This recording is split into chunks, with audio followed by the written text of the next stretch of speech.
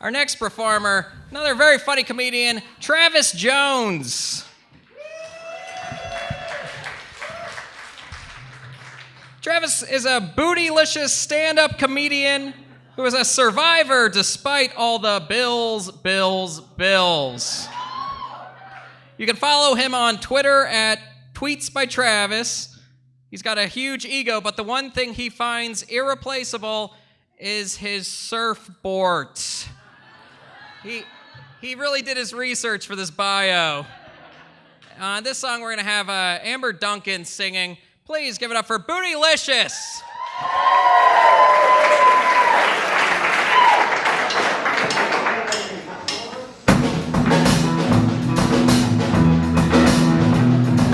Kelly, can you handle this?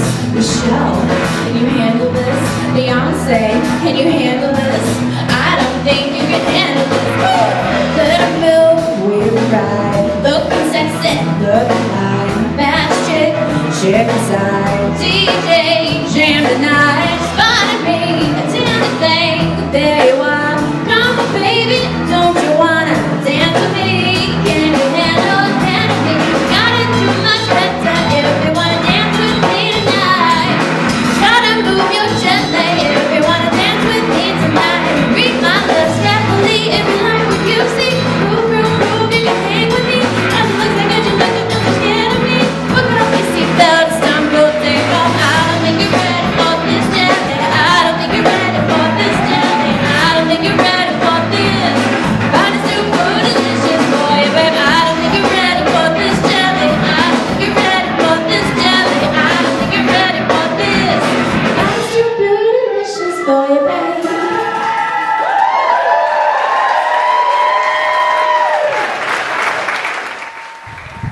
Guys, give it up for the band. That was fantastic. Oh my goodness. I'm gonna take this out so I feel a little more comfortable. How are you guys doing tonight? You guys are a fantastic crowd. That's awesome. Guys, I was very, very excited to get Bootylicious, because I don't know if you guys remember, but that song took over the world when it came out. The song came out in 2001. It was in the Super Bowl. They added it to the dictionary a few years later. It was crazy, y'all. Bootylicious was insane. And the thing is that a lot of people disregard Bootylicious because, I mean, you just heard the lyrics. It's a pretty ridiculous song. But if you've listened to Bootylicious as much as I have, you know that it's more than just a silly pop song, right? Amen. There's a love story. There's a love story in the lyrics here. It's a story about Beyonce. She sees a man at a club. She calls him a tender young thing, right? So she sees this tender young thing, and she approaches him from across the club. And the first thing she says is, do you want to dance with me? I'm like, okay. Cute lady doesn't walk up to me very often and asks if I want to dance, so that sounds great. That sounds really good. And the next thing that she says is, can you handle me? Okay, that's a little aggressive. It's a little aggressive. I didn't know you were a thing a few seconds ago, and now you walk up and question like my physical prowess and my manhood. It's a little bit of an aggressive move. He's probably still going to say yes, but before he has a chance to answer, she goes, I don't think you're ready for this jelly. I don't think you're ready for this jelly. I don't think you're ready for this jelly. Because my body's too bootylicious for you, babe. And that is an even more aggressive move.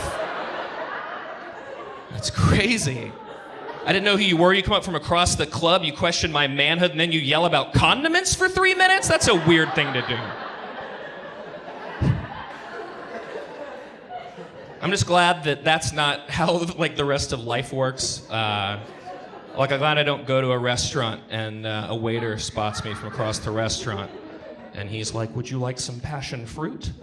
And I'm like, oh, that sounds pretty good. And right as I'm about to reach for it, he knocks my hand away and says, you're not the Messiah of this papaya. You're not the Messiah of this papaya. You're not the Messiah of this papaya, because my fruit's too fruitylicious for you, babe. I'm gonna do a quick poll. Would that have been funnier if I said, you're too sweaty for the spaghetti? Okay. I couldn't decide either. Like I said, it got added to the dictionary in 2004, which if you're counting gives it like 2 to 3 years before it got added, which is crazy because I don't know if you guys know about language, but language doesn't usually move that fast. Like it got added to the dictionary in the same year that habanero got added.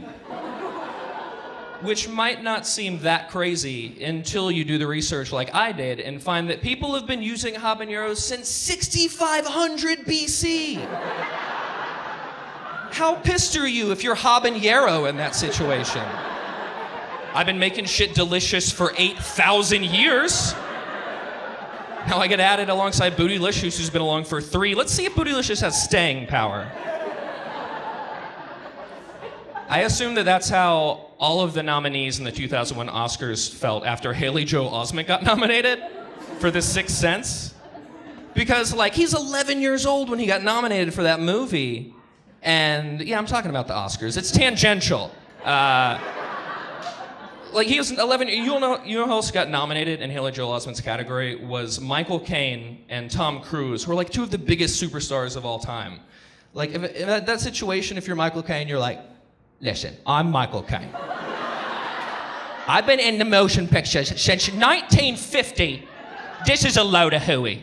You're telling me an 11-year-old boy comes in here and he's screaming and he's crying? Of course he's screaming and he's crying. He's 11 years old. He doesn't know what's going on. It's a load of hooey. And if you're Tom Cruise, you're like, I'm crazy. I eat placenta because that's what he does.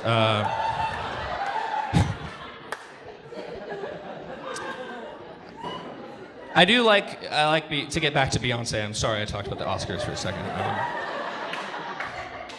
But Michael Caine was in Goldfinger with Beyonce, so it kind of counts. You guys remember that movie? I do like Beyonce though, because I feel like her musical style like harkens back to like older hip hop and like soul music, which I love. Like her 4th album was very soulful. And if I'm gonna listen to music, I like to listen to like old school hip hop because like I feel like those people had a message to their music because they went through hardships and it informed their music, and I think that's great. Like if you listen to like Tupac and Biggie, you know, that's pretty much what it is. But if you listen to rap now, it's like just like a bunch of rich people complaining about their problems, and that's not what I want to listen to. Like what did Tupac and Biggie complain about back in the day if they did complain? It was like getting shot in the face and stuff like that. It was rough. It was rough. What do rappers complain about now and hip-hop artists? It's like, haters. People are mean to me on Twitter. Oh no. Maybe it's because you guys try to act gangster when you're not gangster. Newsflash, if you own a fragrance line, you are not a gangster. If you rap about it, it makes you seem like a little bitch. Yeah, I'll say that. I'll say that in front of all you people, because what are they going to do, send Drake to cry on me? Not afraid of Drake. Get my sweater wet. Okay, fine. Hey, Drake got famous for being in a wheelchair in Degrassi. I'll put him back in the wheelchair. I don't care. Wiz Khalifa has never collaboed. Yeah, I know the lingo. He's never collaboed with Beyonce. And it's probably because, like, if you listen to Wiz Khalifa's songs, like his most famous song, Black and Yellow, in that song he complains, got so many diamonds on my watch, don't know what the time is. And that's the struggle. That is the struggle.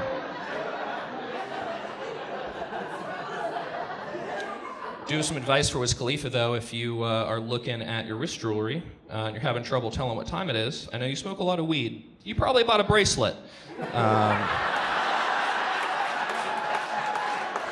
Probably got a bracelet. You're just real confused. It's real confused. Anyways, that's why I like Beyonce, is because her music has a message. It's very body positive for women. It's a feminist message. I think it's great. But I didn't always think it was great because that song came out when I was in middle school. If you guys know anything about middle school, the only opportunity you have to try to like sweet talk girls is at the middle school dance, right? And middle school's a weird age because like you're like 11 years old, and up until the age of 10, all you've wanted to do was just terrorize girls. Like in any situation. Like if you're like 10 years old, the best day you can have is you get a booger in your friend's hair and you're like, yes! Good day. And you get to 11 and you're like, oh, now I kind of want this girl to put her face on my face, but she knows it's filled with boogers, so what do I do? It's really awkward.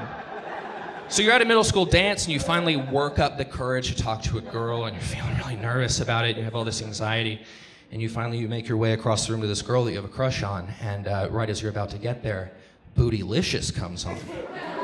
And one awkward teenage white girl turns into a sea of awkward teenage white girls, all dancing in unison with Beyonce body confidence, yelling, "You're not ready, you're not ready, I am not." I am terrified. And I'm gonna go play Magic the Gathering in the cafeteria. And that's what I did. Anyway, all hail Queen Bey, you guys have been fantastic. You stare so deep in your eyes. I touch on you more and more every time. When you leave, I'm begging you not to go. Call your name 2-3 times in a row.